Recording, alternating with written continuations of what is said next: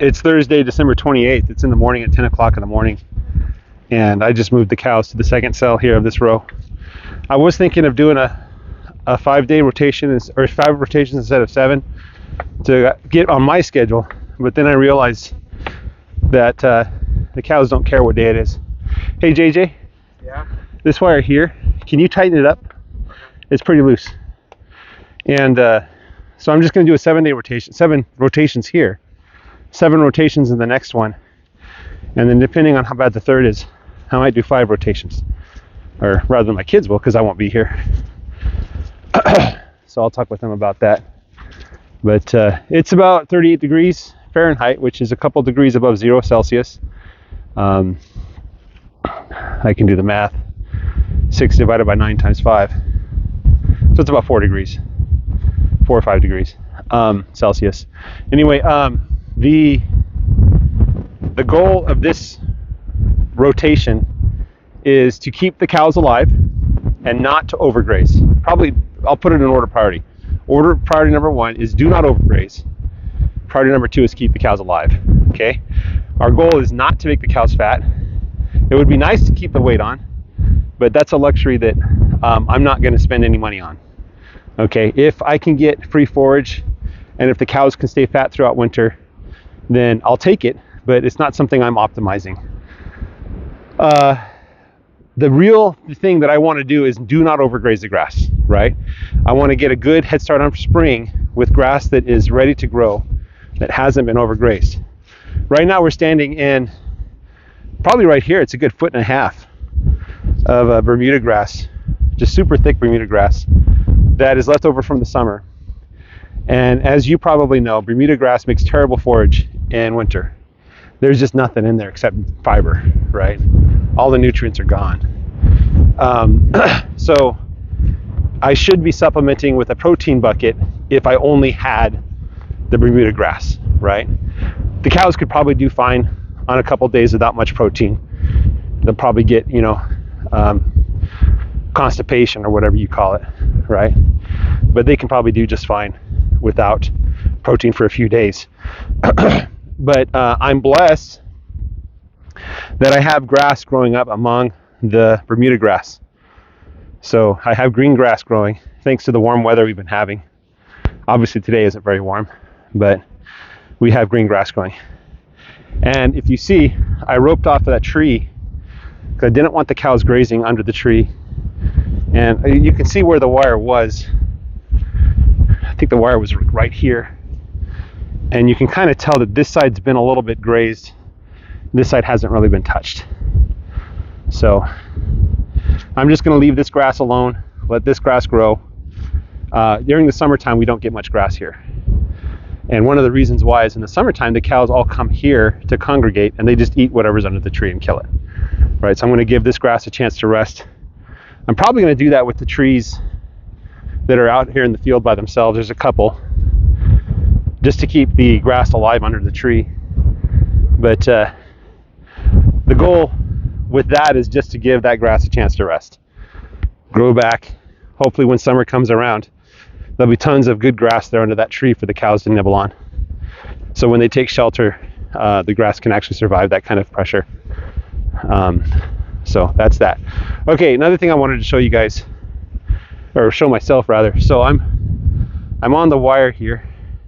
The left, like this is where they grazed since about 4 p.m., 4:30 yesterday. And this hasn't been touched for like at least a month, right? It's been a long time since they've been here, probably 2 months, right? So this is what they grazed on. This is what they haven't touched. There's not a lot of difference. In fact, I was worried.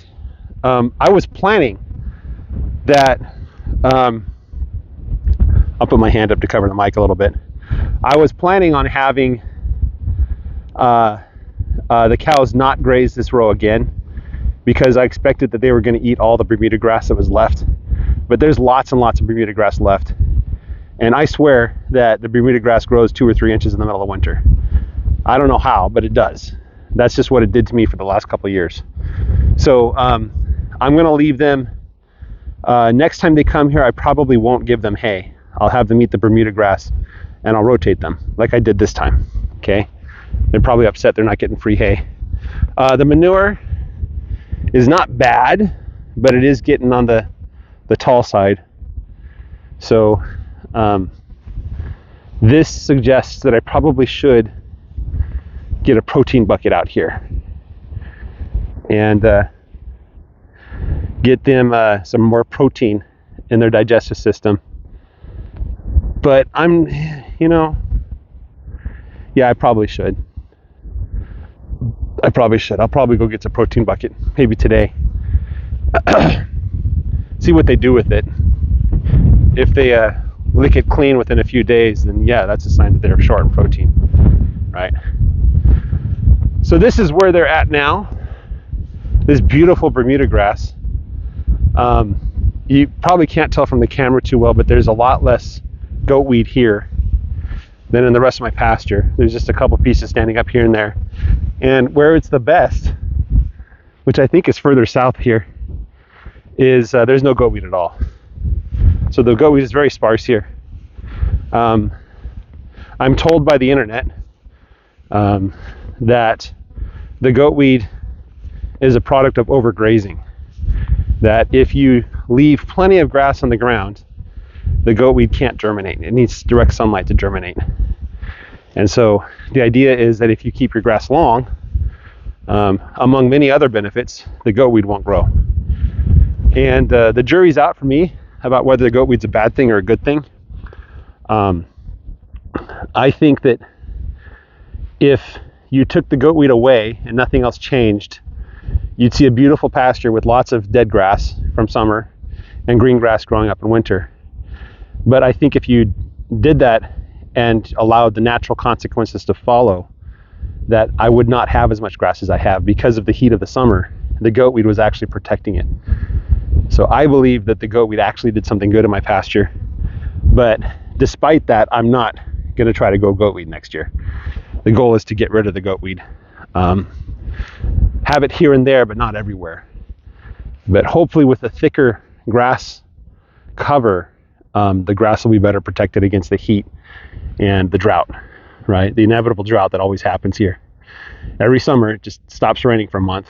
And, for a wet area of the country like this, that's a big deal. So, that's something we have to prepare for.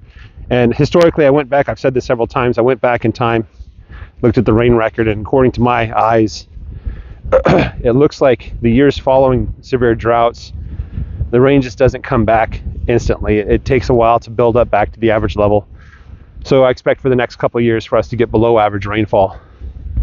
So it's very important that I get the grass to grow as much as possible and that I do not overgraze it to give the soil the greatest chance to survive the lesser degree of rainfall. So that's the kind of goal there. So I'm really focused, primary goal number one is get the ground cover, do not overgraze. But there's plenty of grass here. They can graze this as much as they want. It'd probably take them 3 or 4 days for them to completely clear it out, to the point where I'd said, oops, I overgrazed, right? So this is some of the best land I have. I'm very proud of it. This is 100% grown with just my naive attempts at rotational grazing. I followed a fellow's advice who said do a 21-day rotation, and I started that last spring, and I think I've seen very positive results from that. Not everything's perfect, but it's gone really, really well, despite the 3 years of back-to-back droughts, right? Severe droughts. So you can see all this green grass growing here in the shade of the tree. There's even some green leafy things down there that I see all over my pasture, and I expect to see clover. I don't see any clover.